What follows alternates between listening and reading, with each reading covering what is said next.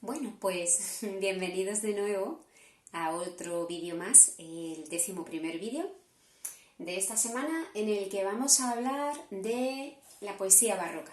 Seguimos dentro del siglo XVII, seguimos avanzando en cuanto a los géneros literarios que ya conocéis o de los que hemos hablado un poquito. Acordaos de que hemos hablado de la narrativa, de los tipos de novelas que escribía Cervantes, hemos hablado del propio Quijote y ahora nos toca hablar un poco de poesía barroca y de dos nombres propios dentro de la poesía barroca, que son los dos archienemigos Góngora y Quevedo, de los que ya también sabéis alguna cosa. Mirad, os presento este pequeño esquema que os he hecho en la pizarra.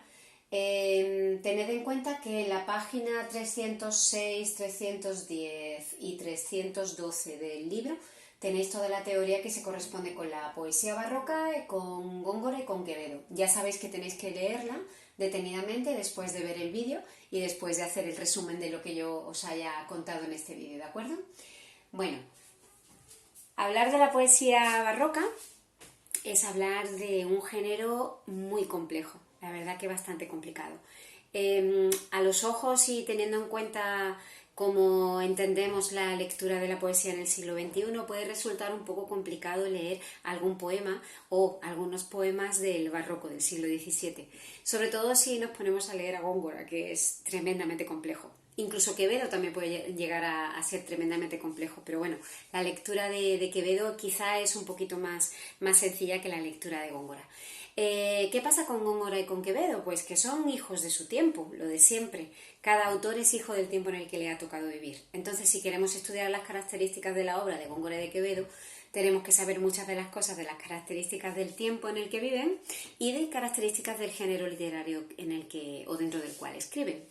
Pues bien, nosotros estamos hablando de la poesía barroca y debéis saber que la poesía barroca básicamente lo que hace es que toma los temas y las técnicas que ya tenía del Renacimiento y a esos temas y técnicas del Renacimiento le suma los temas y las técnicas, sobre todo los temas típicamente barrocos. Nosotros se supone que ya deberíais saber largo y tendido muchas cosas sobre la poesía del Renacimiento. Hemos hablado en anteriores vídeos de Garcilaso de la Vega, hemos hablado de todas las escuelas líricas del Renacimiento, hemos hablado de los temas fundamentales como el amor, la mitología, la naturaleza, hemos hablado de cómo Garcilaso traslada a nuestro idioma todos los modos y las formas del Renacimiento italiano, cómo se recuperan géneros clásicos como la égloga, la oda, la epístola. Cómo empiezan a escribirse nuevos tipos de poemas como los sonetos, donde hay además unos nuevos versos que se utilizan muchísimo, como son los heptasílabos y los endecasílabos, 7 y 14 sílabas. 11 sílabas, perdón, estaba pensando en los alejandrinos. Como también hay nuevas estrofas, como la silva. Todo eso del Renacimiento el barroco lo toma, no lo rechaza ni muchísimo menos, pero a todo eso le añade una temática plenamente barroca. ¿De acuerdo? Entonces, tened muy en mente todo lo que ya sabéis de la poesía del Renacimiento, porque evidentemente seguimos necesitándola para entender la poesía del barroco. ¿Bien?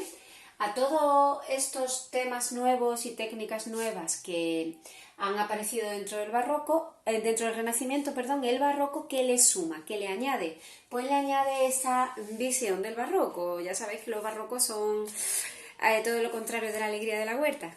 ¿Qué temas barrocos van a aparecer siempre en toda la poesía del siglo XVII? Algunos como el pesimismo, el mundo como apariencia o sueño, que no solo aparece en la poesía. Estos temas aparecerán en el teatro también, lo veremos en los siguientes vídeos cuando nos ocupemos del teatro barroco.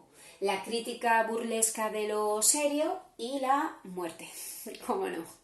Estos 4 temas principales del barroco están íntimamente relacionados entre sí, van a dar ese carácter tan pesimista a toda la obra del barroco, van a dar ese carácter de burla pesimista de todo lo que se plantean los autores, y es que tened en cuenta que frente a la brillantez del Renacimiento, frente a la exaltación de la vida del Renacimiento, frente a todo va bien en el Renacimiento, nos metemos en todo va mal, todo es oscuro, estamos metidos en una crisis. Entonces podemos resumir algo así como que frente a la armonía del Renacimiento, el equilibrio del Renacimiento, la belleza del Renacimiento y lo elevado del Renacimiento, todo esto era como la filosofía del Renacimiento que estaba dentro de la poesía también. Nos encontramos lo típico del barroco, que es la complejidad, el desequilibrio, la fealdad y lo que yo he denominado lo bajo. Es decir, frente a la armonía, la complejidad, frente al equilibrio, el desequilibrio, frente a la belleza, la fealdad y frente a lo elevado, lo bajo. El Renacimiento versus el barroco. ¿Bien? El barroco no niega el Renacimiento, no lo niega, pero ya sabéis que lo modifica incluyendo sus propios temas. Todos estos temas del barroco, todos estos fuertes contrastes en el barroco van a hacer su presencia en el género de la poesía, pero también van a hacer su presencia sobre todo en el género del teatro. ¿Bien? Si hablamos de tipos de poesía, yo os he señalado los tipos de poesía que son más importantes dentro del barroco, como es la poesía amorosa, la poesía religiosa, la poesía filosófico-moral y la poesía satírica. Si os dais cuenta, los tres primeros tipos, la amorosa, la religiosa y la filosófico-moral, es exactamente igual los tres mismos tipos de poesía que nos encontrábamos en el Renacimiento. La satírica es como la nueva visión barroca, añade esa visión satírica y burlesca a la poesía del Renacimiento que no era tan típica. Y yo os he puesto al lado de cada uno de estos tipos de poesía que tanto Quevedo como Góngora, Quevedo como Góngora, Quevedo como Góngora, Quevedo como Góngora, escriben los dos todo tipo de poesía, es decir, tanto Quevedo como Góngora escriben poesía religiosa, tanto Quevedo como Góngora escriben poesía amorosa, poesía satírica y poesía filosófico-moral.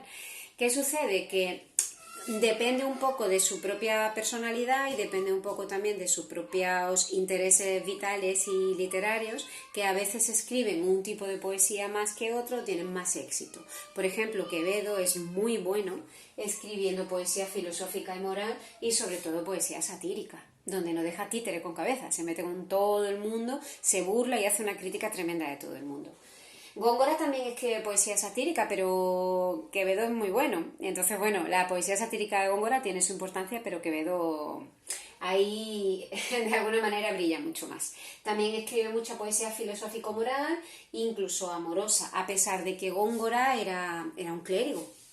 Pero escribe una poesía amorosa basada mucho en el tema de la mitología, que es uno de los grandes temas que el barroco ya sabéis que recibe del Renacimiento. Si hay dos estilos dentro de la poesía barroca que siempre se estudian, tenemos que hablar de dos estilos que tienen dos nombres bastante particulares. El primero es el culteranismo, que es el que se relaciona con Góngora, y el segundo es el conceptismo, que es el que se relaciona con Quevedo. Hoy día ya no se suelen estudiar estos dos estilos como dos cosas totalmente independientes o incluso opuestas.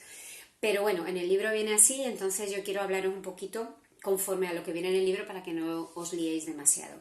Es cierto que había como dos maneras de entender la poesía en el barroco. Una manera que entendía que la poesía debía ser algo muy elevado, que solo estuviera de alguna manera o que de alguna manera solo llegara a las mentes más cultas, más privilegiadas, que solamente pudiera ser entendida y comprendida por aquella persona que estuviera acostumbrado a leer poesía y que fuese culto. De alguna manera se necesitaba un nivel académico bastante elevado para poder entender ese tipo de poesía, que pretendía alejarse del lenguaje cotidiano, que pretendía hacer con el idioma algo totalmente distinto a lo que era el idioma cotidiano de todos los días. Esa manera de entender la poesía es lo que en vuestro libro aparece como culteranismo, porque todo autor que escribía dentro de este estilo o influenciado por este estilo pretendía alejarse de lo vulgar, alejarse de lo cotidiano, de la expresión de todos los días y de todo el mundo. Pretendían escribir con un lenguaje muy complejo, muy complicado y muy culto, que solamente pudiera ser leído y entendido por alguien que evidentemente fuese culto, si no, no lo iba a entender, donde aparecieran infinitud de latinismos, infinitud de giros copiados completamente del latín y donde hubiera muchísimas referencias mitológicas. Evidentemente, si tú no eres una persona culta, no vas a dominar el latín, punto 1, y punto 2, no vas a entender las referencias mitológicas que aparecen. Por lo tanto, entender una obra poética escrita bajo la influencia del culteranismo era muy complejo, muy complicado, y los autores que escribían dentro de esta tendencia poética es precisamente eso lo que buscaban, que fuera algo diferente, elevado, complejo, alejado del lenguaje cotidiano y de alguna manera diario. ¿Qué pasa? Que también hay otra escuela u otro estilo que se denomina conceptismo, que podemos decir que su principal representante es Quevedo, que lo que pretende es hacer asociaciones muy ingeniosas, muy novedosas de ideas, en sentencias breves, cortas y sorprendentes, que de alguna manera utilizara un lenguaje mucho más sencillo, mucho más cotidiano, pero utilizar ese lenguaje sencillo y cotidiano de una manera mucho más ingeniosa. No se necesitaba a priori tener una enorme cultura para poder entender este tipo de poesía, pero cuidado, evidentemente había que tener un mínimo nivel para poder entender el tipo de poesía, incluso el conceptismo. No estamos hablando que cualquier persona pudiera entender cualquier tipo de poesía en el siglo XVII, había que tener un mínimo nivel. Pero en el conceptismo no había ese afán por hacer un lenguaje complejo, complicado, retorcido, difícil y diferente del cotidiano. En el conceptismo lo que se pretendía era, utilizando un lenguaje más o menos cotidiano, sorprender al lector con asociaciones ingeniosas. Y de alguna manera lo consigue. Y el rey de todo esto pues es Quevedo. ¿Bien? Evidentemente estos dos estilos no son dos estilos estancos, sino que se influyen mucho mutuamente. Tenéis que tener en cuenta que Góngora y Quevedo son dos enormes poetas, enormes. Góngora solamente escribe poesía. Quevedo no se queda en la poesía. Quevedo escribe incluso narrativa, escribe una novela como La vida del Buscón, que es una novela picaresca que sigue todo el modelo de lo que ya conocéis, que es el Lazarillo. Góngora era un clérigo y era mucho más mayor que Quevedo. De hecho, cuando Quevedo empieza a escribir, Góngora ya era mayorcito. La manera de ser de Quevedo era una manera de ser muy compleja, muy barroca también. Realmente él, yo creo, y bueno, más o menos casi todos los filólogos estamos de acuerdo, que lo que tenía es que le tenía una absoluta devoción a Góngora, porque Góngora era un maestro. Y realmente podía haber cierto recelo, incluso un poquito de envidia, porque Quevedo quería de alguna manera alcanzar las cotas poéticas que alcanzaba Góngora. Lo que pasa es que su estilo era un estilo pues mucho más variado del de Góngora. Cuando Quevedo empieza a escribir, Góngora ya es un poeta consagrado. Entonces Quevedo lo que pretende probablemente es hacerse un hueco dentro de este mundo literario. Y aparte que luego empieza esta enemistad tremenda de archienemigos, que realmente no deja títere con cabeza. Quevedo utiliza su maestría escribiendo poesía satírica burlesca para reírse de Góngora. Ya sabéis que le llama la cara gongorilla, dice que va a untar sus versos con tocino para que Góngora no los muerda, y eso lo que le estaba, de alguna manera, es que él estaba diciéndole que era judío, porque realmente ya sabéis que los musulmanes y los judíos no pueden comer tocino de cerdo. Entonces, a un clérigo, un poeta consagrado, decirle que era judío en unos momentos en donde la preocupación por la limpieza de sangre era tan grande, es bastante heavy, cuanto menos. La complejidad de la obra de Góngora era tan compleja, tan complicada, que en su época poca gente la entendía. En nuestra época hay que hacer un esfuerzo casi mayor todavía para poder entenderlo, porque cuando tú lees a Góngora, la sensación que tienes es que lo que estás leyendo a veces no es español, parece más latín. Porque incluso la propia sintaxis, la manera en la que se ordena la oración, es una manera latina y no española. Entonces el esfuerzo intelectual que tú tienes que hacer para leer a Góngora es muy elevado. Y eso a Quevedo pues le gustaba regular y le daba mucha caña por ahí. Decía que escribía cosas sin sentido. Bien, debéis tener en cuenta que tanto Góngora como Quevedo, igual que Cervantes, igual que Lope, todos viven juntos en el mismo sitio. En Madrid, coinciden viviendo en la misma área, que es lo que hoy día se llama el barrio de los literatos, y vivían todos a 1 o 2 calles de distancia. De hecho, Cervantes muere en una casa donde hay una placa que hoy día podéis ir a visitarla. 3 calles más para allá está la casa donde vivió Lope de Vega, una calle más para allá está la casa donde vivió Góngora, que fue comprada por Quevedo, echó a Góngora a la calle cuando estaba ya casi en la más absoluta de las pobrezas, él se metió dentro. Las enemistades literarias de la época eran tan intensas como el propio barroco, ¿de acuerdo? De hecho, Góngora tuvo que volver a Córdoba. Góngora es cordobés, ya lo sabéis, os lo he contado, y tuvo que volver a Córdoba a morir allí también en la casi más absoluta de las pobrezas. Una de las cosas, por ejemplo, que Quevedo hace, y lo hace muy bien, porque, bueno, es muy bueno, en las obras satíricas, en la poesía satírica, hace una de las cosas que es el tema típico del barroco, que es hacer una crítica burlesca de lo serio. Quevedo se ríe y se mete con algo que parecía que era como Vox Populi, y es que a Góngora le gustaba mucho jugar a las cartas. Era como un poco eso, estaba un poco enganchado al tema de los juegos de cartas, y el poco dinero que tenía lo perdía jugando a las cartas. Entonces se mete con él por su nariz, se mete con él porque pierde dinero jugando a las cartas, se mete con él, le dice que puede ser incluso judío. Entonces, bueno, son cosas bastante fuertes. Toda la obra de Quevedo tiene siempre un matiz y tiene siempre un cariz tremendamente pesimista. Es muy pesimista. Incluso es muy pesimista cuando hace estas obras satíricas y burlescas, porque utiliza las miserias humanas muchas veces para reírse de ellas. Entonces, claro, la obra de Quevedo tiene esa especie de carga pesimista típica del barroco. Y luego Quevedo está absolutamente obsesionado con el paso del tiempo y con la muerte. Ya sabéis, tempus fugit, ¿no? La otra parte del Carpe Diem. Los barrocos están absolutamente obsesionados con que el tiempo pasa, y cada vez que el tiempo pasa, más nos aproximamos a la muerte. Casi todos los sonetos que escribe Quevedo en este sentido son metafísicos. Se plantea el sentido de la vida, se plantea el sentido de estar aquí, se plantea el tiempo pasa y llega la muerte. Góngora también hace todo este tipo de poesía satírica, filosófica, moral, pero lo hace desde un punto de vista, de alguna manera, un poquito menos de entrañas. Góngora siempre tiene una parte como más intelectual. La obra de Quevedo es tan grande y tan inmensa que es muy complicado poder deciros títulos. En la obra de Góngora sí os puedo decir que os quedéis con algún título. De todas maneras, ya sabéis que, tal y como os lo he dicho, en la página 310 y 312 del libro lo tenéis.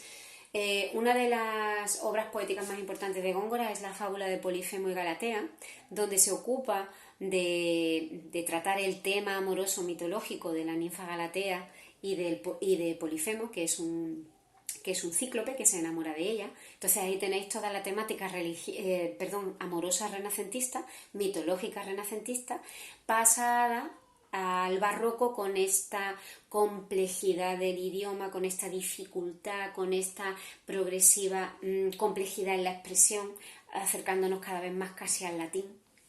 Luego tenéis, por ejemplo, también, aparte de la fábula de Polifemo y de Galatea, una obra que también es bastante satírica burlesca de Góngora, que es la fábula de Píramo y Tisbe, que también tiene una temática mitológica, pero Góngora la trata con esta crítica, burla típica también del barroco. ¿Bien? Nosotros hoy día, si nos tenemos que enfrentar a la lectura de Góngora o a la lectura de Quevedo, tenemos que hacer un esfuerzo intelectual. Quizá leer a Quevedo, determinados poemas de Quevedo pueden ser más asequibles que determinados poemas de Góngora. Si queréis, en el libro tenéis un montón de ejemplos de la poesía de Quevedo y de Góngora. Yo os recomiendo que le vayáis echando un vistacillo un poquito a lo que tenéis por delante. Y también me gustaría quedarme de alguna manera con la idea de que Góngora y Quevedo son como dos personificaciones de toda la complejidad del barroco, donde se puede tratar lo más elevado y lo más bajo. Por ejemplo, Quevedo tiene uno de los sonetos más bellos, que es Amor constante más allá de la muerte, donde expresa que el amor puede ser incluso más fuerte que la muerte, que es uno de los sonetos más bellos escritos en la literatura castellana. Y luego tiene un poema dedicado al trasero. De hecho, no solo al trasero, sino a una parte muy concreta del trasero. Entonces podemos hablar de lo más elevado, lo más bajo, lo más trascendental, lo más terreno. La preocupación moral, filosófica y religiosa más elevada, como el sentido de la vida, el paso del tiempo o la muerte, a lo más moralmente incorrecto, como meterse con las mujeres o comparar, por ejemplo, a los borrachos con gente que no tiene cerebro, meterse con todas las miserias humanas. Todo eso lo hace Quevedo, por ejemplo, y Quevedo lo hace porque es un hijo de lo que le ha tocado vivir, que es el barroco. Góngora también, lo que pasa es que Góngora está, digamos, a otras cosas más intelectuales, por decirlo de alguna manera. Bien, ya veremos cómo Góngora y Quevedo tienen una muy mala relación entre ellos, pero es que Quevedo tiene muy mala relación con Cervantes, Quevedo tiene muy mala relación con Lope, Lope tiene muy mala relación con Cervantes, en fin, que como os he dicho antes, estos autores son hijos de su tiempo y son de alguna manera el ejemplo que personifica la gran complejidad del barroco. Bueno, sentaos, quedaos, escribid un poquito con lo que os habéis quedado de este intenso vídeo, comprobad un poquito también la teoría de las páginas que os he indicado anteriormente y bueno, nos vemos en la siguiente. Un beso.